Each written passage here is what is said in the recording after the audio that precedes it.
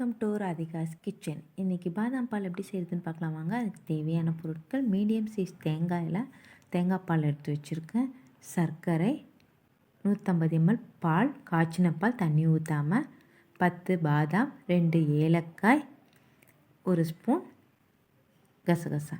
இப்போ எப்படி செய்கிறதுன்னு பார்க்கலாம் வாங்க. பாதாமை நைட்டு ஊற வச்சிடணும். ஒரு வேளை ஊற வைக்க மறந்துட்டிங்கன்னா ஒரு அரை மணி நேரம் முன்னாடி சுடு தண்ணியில் ஊற வச்சு எடுத்துக்கோங்க. அப்போ தான் நம்ம தோலெல்லாம் இப்படி ஈஸியாக உரிக்க முடியும். இப்போ இது மிக்ஸி ஜாரில் அரைச்சி எடுத்துகிட்டு வந்துடலாம். பாதாம், ஏலக்காயில் உள்ளே இருக்க அந்த விதை மட்டும் போட்டுக்கிட்டிங்கன்னா போதும்.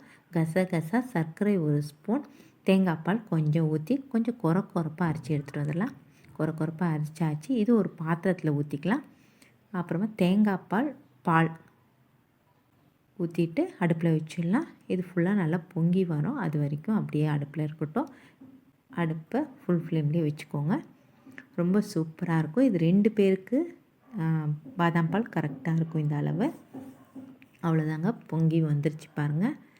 இப்போ கிளாஸில் ஊற்றிட்டு சூப்பரான நம்மளோட பாதாம் பாலை நம்ம குடிக்கலாம். நீங்களும் வீட்டில் ட்ரை பண்ணி பாருங்கள். கண்டிப்பாக உங்களுக்கும் பிடிக்கும். லைக் பண்ணுங்கள், ஷேர் பண்ணுங்கள், சப்ஸ்கிரைப் பண்ணுங்கள். மறக்காமல் பெல் பட்டனை கிளிக் பண்ணுங்கள். நன்றி, வணக்கம்.